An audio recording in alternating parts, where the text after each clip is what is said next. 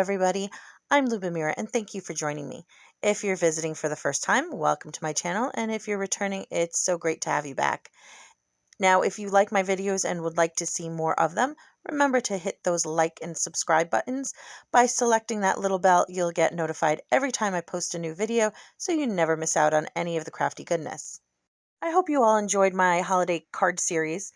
This week I'm diving back into my stash and creating two different cards using a shared stencil as the focal point of my card. Let's get right into the video. I really love using stencils to create cards. They are super versatile and really inexpensive when compared to stamp sets. Floral and geometric stencils especially are great for creating cards for a number of occasions all year round, and that's what I'm focusing on today. To start off, I created an ink blended panel using my mini distress ink cubes in the colors Evergreen Bough, Cracked Pistachio, Spun Sugar, and Picked Raspberries. My mini ink cubes were a little dry and I felt like I was going to be there all day ink blending with my brushes. To save time, I just applied the ink directly to the paper using the ink pads themselves. I wasn't too concerned with cross-contaminating my inks. Like I said, they were a bit dry. I wanted a deep color, so I'm pretty heavy-handed with the ink application.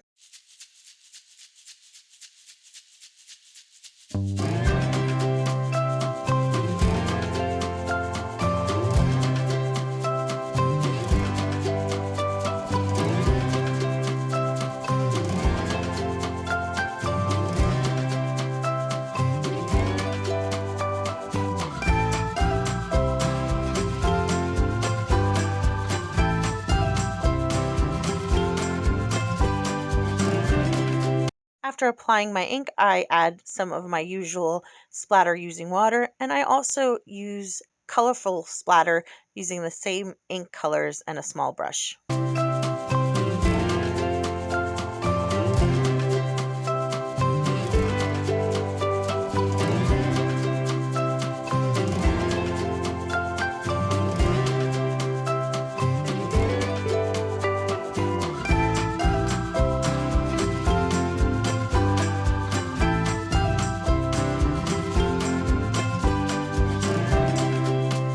Once the panel is dry, I place my stencil over it, securing it with some masking tape. This is a pretty stencil, the floral layering stencil from Tim Holtz and Stampers Anonymous. I apply some translucent Ranger paste in a matte finish over the stencil with a palette knife and spread it over the design evenly.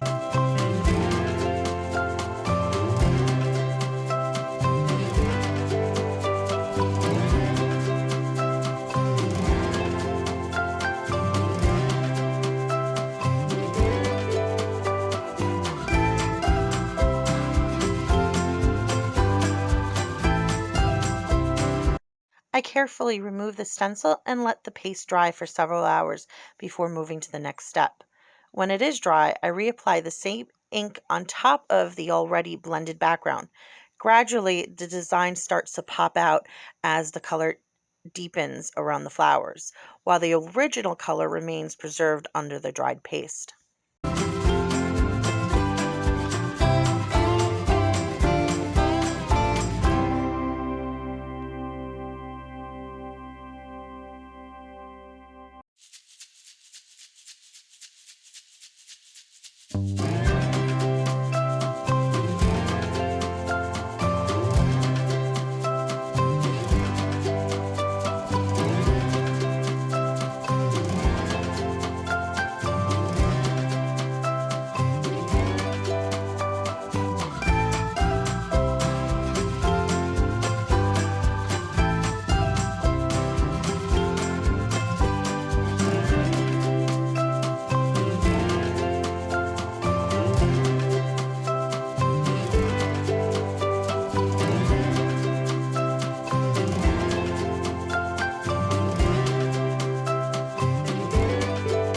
The design of the stencil is slightly narrower than a standard panel.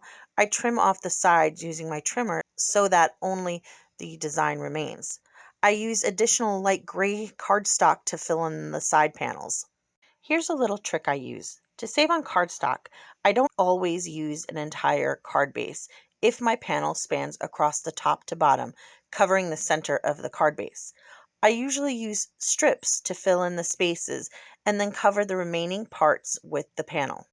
I don't have many border dies, but I do love decorative border stitches. So I use my regular nesting dies in place of border dies. In this case, I used a slimline frame die from Waffle Flower and then trimmed it down the middle to create 2 strips. I glued those strips to each side of my card base, snipping off the extra using scissors, and then built the remaining card on top of it.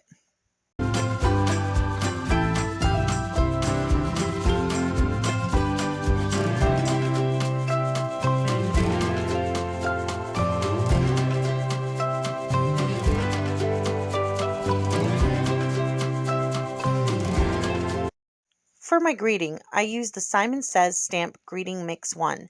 This has a fantastic assortment of encouragement greetings, and for this card I use "You Are Everything Wonderful."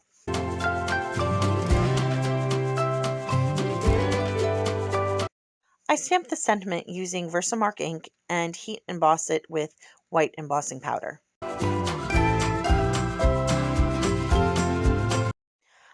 I trimmed down the sentiment using my trimmer, as well as some vellum to line the banner with later on.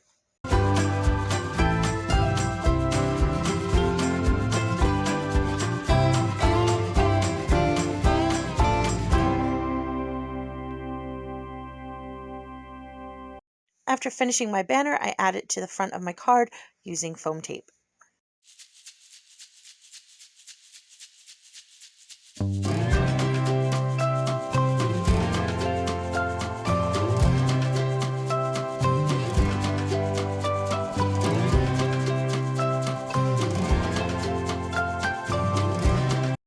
Lastly, I add some Nuvo drops to the front for a little bit of bling.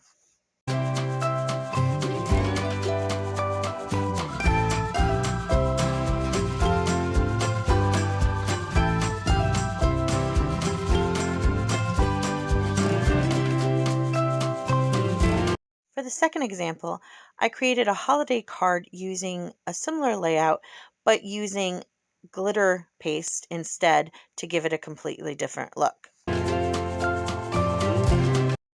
I placed my stencil over my white cardstock, securing it with masking tape.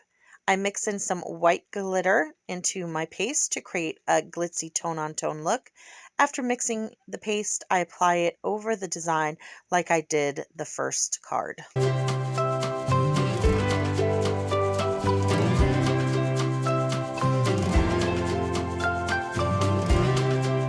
Once the design is covered, I remove the stencil and let the paste dry for several hours. When the paste is dry, I go ahead and cut the panel down. I'll be creating the same layout, so I trim down the panel and then line the back of it with a red cardstock to give the white panel a red border.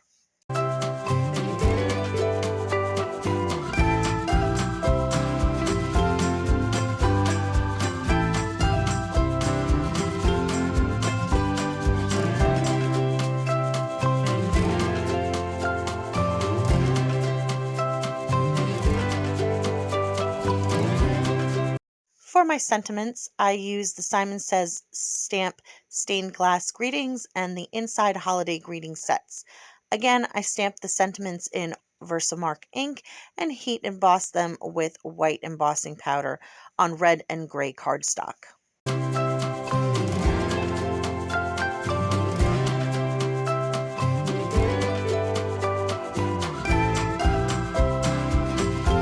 Once I have my sentiments, I trim them and apply vellum to back the large joy greetings. I attach the greetings using foam tape and then apply red Nuvo drops to add a pop of color to the glitzy card base.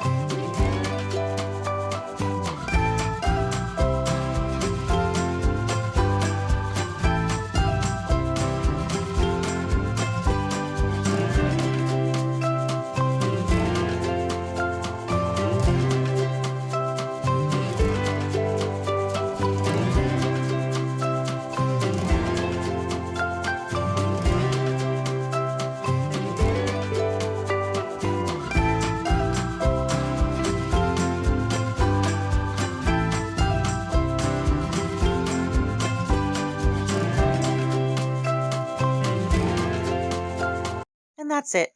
We have 2 cards using the same stencil and similar layouts, yet they have 2 completely different looks. Which is your favorite? Let me know in the comments below. If you enjoyed this video, don't forget to like and subscribe to my channel. If you haven't already, have a great week and I'll see you soon. Bye!